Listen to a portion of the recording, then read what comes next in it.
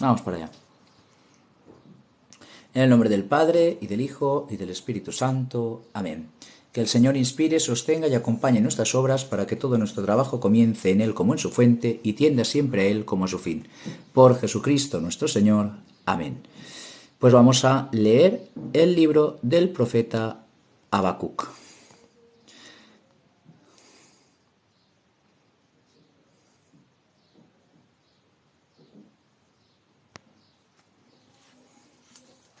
El nombre de Habacuc es un nombre único en la Biblia. Probablemente se refiere a una planta de albahaca. Y el profeta aparece una vez más en el libro de Daniel. Daniel 14, 13, Daniel 14, 33, 39. En un relato legendario. Nada se sabe de la genealogía ni de su entorno familiar o social, y los 3 capítulos que integran el libro de Habacuc son difíciles de traducir y de entender. La crítica textual es también complicada, y el texto puede ser leído muchas veces de diferentes formas sin que imponga claramente el texto o las correcciones. Se trata de un texto con ecos y con resonancias diversas en función de la lectura que uno escoja tener del libro de Habacuc. Además, además del nombre del profeta, el título del libro proporciona también indicaciones literarias. Se trata de una proclamación recibida en el transcurso de una visión, 2 elementos que caracterizan típicamente la acción profética. Por ejemplo, en el capítulo 1, 2, 4, encontramos una oración de súplica del profeta a Dios a partir de la realidad social en la que se vive. Por ejemplo, a continuación, en los versículos 5 al 11, son la respuesta que Dios ofrece a un panorama de su próxima actuación. Pero el profeta no se siente satisfecho y a continuación vuelve a cargar emplazando a Dios a que le responda. Y a continuación otra vez el Señor responde de nuevo e introduce una serie de 5 ayes contra Babilonia que termina con una exaltación litúrgica. El capítulo 3 de Habacuc es como un salmo que se centra sobre todo en la descripción de una teofanía, de una manifestación cósmica de Dios, aunque no está ausente de la dimensión histórica. El libro del profeta Habacuc es rico desde el punto de vista poético y presenta una estructura de diálogo. Se trata de un cuerpo a cuerpo entre el profeta y su Dios. Imágenes y metáforas se suceden como con ritmo ágil y con un estilo que trata de evidenciar la urgencia de los problemas. Si la persona del profeta se esconde tras su obra, la densidad y la tensión teológica no dan indicaciones específicas que permitan enraizar el texto en una fecha o en un lugar concreto. Solo la mención de los caldeos en el capítulo 1, versículo 6, autoriza a situar el libro allá por el año 605 a.C. y el exilio de Babilonia. Habacuc está inmerso en la historia, en los acontecimientos de su tiempo. No alcanza a entender la lógica de los hechos y en su primera oración se queja de la injusticia de caos social. El Señor responde anunciando el castigo por medio de la invasión de los caldeos, capítulo 1, versículo 6, y estos a su vez se hacen reos de un castigo ineludible a causa de sus propias injusticias. Estamos ante una especie de círculo vicioso. Yo me quejo, tú me respondes, yo me quejo, tú me respondes. Hay que salir de este sistema de retribución clásico, es decir, de premio o de castigos históricos como respuestas al buen o al mal comportamiento del hombre y de los pueblos. Y hay que entender, de otra forma, la acción divina en la historia. En el capítulo 2, versículo 3 y siguientes, Dios da una respuesta que solo puede entenderse a partir de la experiencia. El Nuevo Testamento sitúa y utiliza el oráculo divino en sus propias perspectivas, los abre de mente a la resurrección de Cristo, y Pablo emplea 2 veces al profeta Habacuc en la exposición de su doctrina sobre la justificación por la fe, que lo podemos ver en Gálatas 3:11 y en Romanos 1:17. También en la carta a los Hebreos 10:37 y siguientes, Hechos 10:37 y siguiente, y Hechos 13:41 citan el libro de Habacuc. Por su parte, los miembros de la comunidad de Qumran le dedican un comentario al libro que se llama Peshet. A continuación, si cogéis vuestra Biblia en casa y demás, pues leemos juntos el libro de la profecía de Habacuc. Vamos a ello. Profecía de Habacuc. Capítulo 1. Oráculo que vio el profeta Habacuc. ¿Hasta cuándo, Señor? Pediré auxilio sin que me oigas, te gritaré violencia sin que me salves. ¿Por qué me haces ver crímenes y contemplar opresiones? ¿Por qué pones ante mí destrucción y violencia, y surgen disputas y se alzan contiendas? Por ello, la ley se debilita y el derecho jamás prevalece. El malvado acorrala al justo, y así sale el derecho pervertido. Mirad, contemplad atentos a las naciones, llenaos de espanto, pues en vuestros días se hará tal obra que no la creeríais si os la contasen. Movilizo a los caldeos, pueblo duro e impetuoso, que ensancha la tierra con su venida, se apodera de gentes que no son suyas.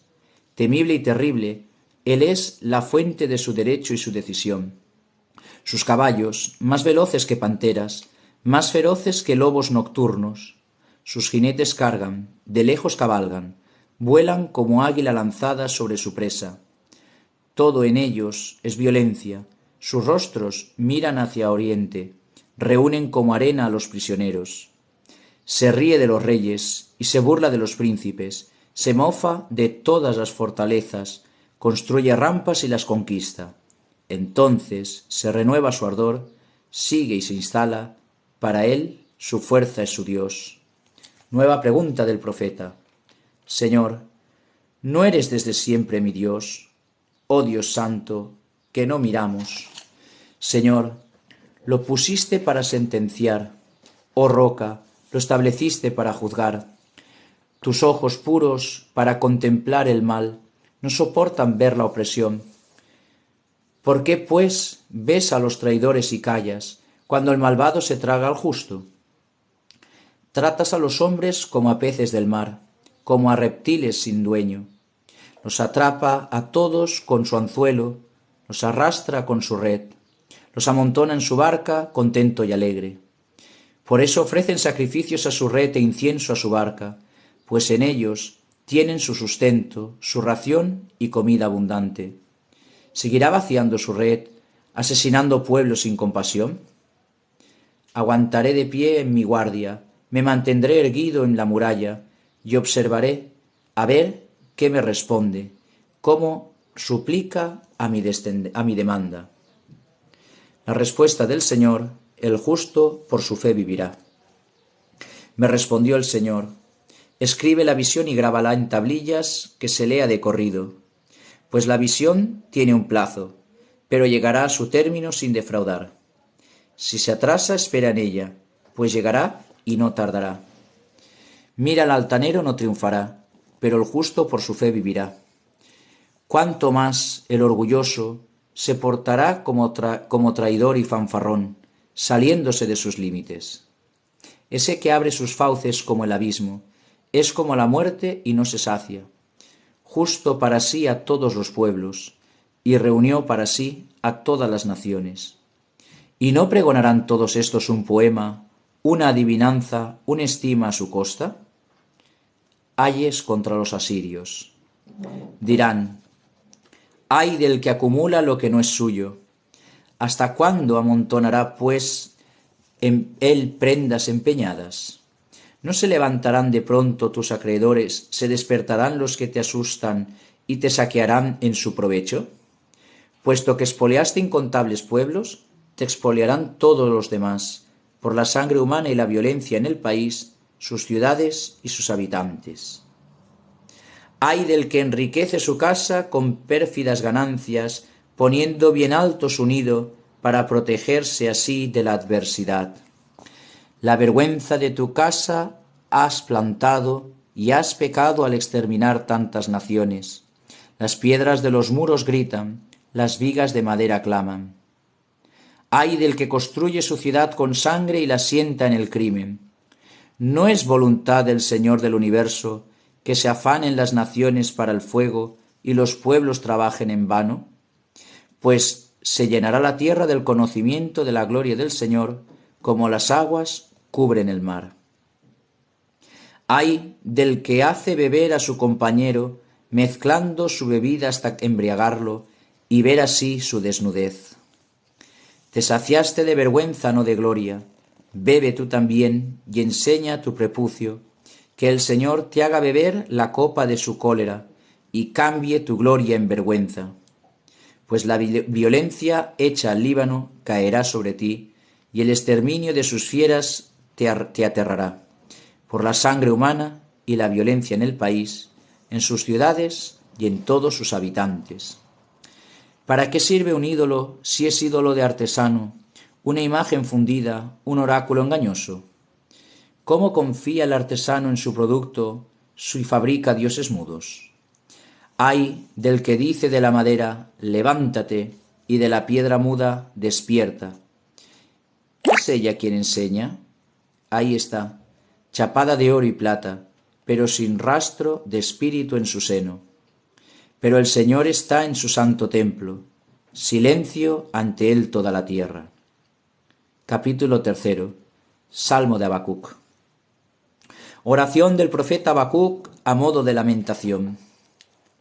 Señor, he oído tu fama, me ha impresionado tu obra. En medio de los años realízala, en medio de los años manifiéstala. En el terremoto acuérdate de la misericordia. El Señor viene de Temán, el santo del monte Farán. Su resplandor eclipsa el cielo, la tierra se llena de su alabanza.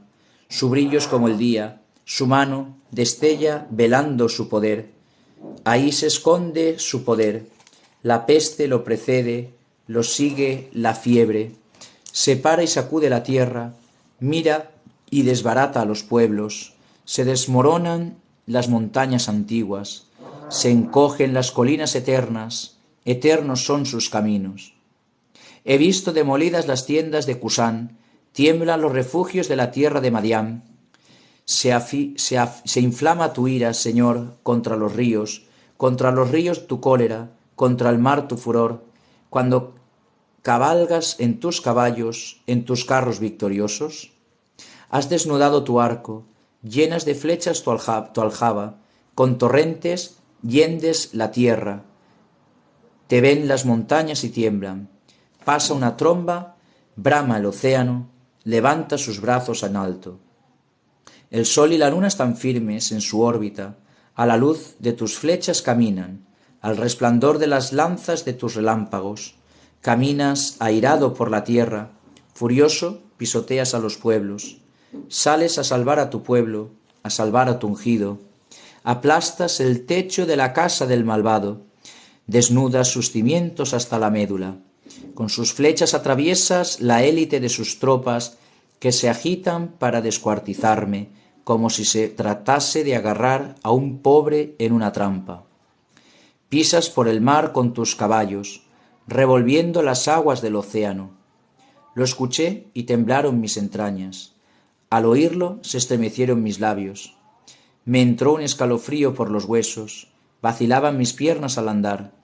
Gimo ante el día de la angustia que sobreviene al pueblo que nos oprime. Aunque la higuera no echa yemas y las viñas no tienen fruto, aunque el olivo olvida su aceituna y los campos no dan cosechas, aunque se acaban las ovejas del redil y no quedan vacas en el establo, yo exultaré con el Señor, me gloriaré en Dios mi Salvador. El Señor, soberano, es mi fuerza. Él me da piernas de gacela y me hace caminar por las alturas, al director de coro con cítaras. Palabra de Dios, te alabamos, Señor.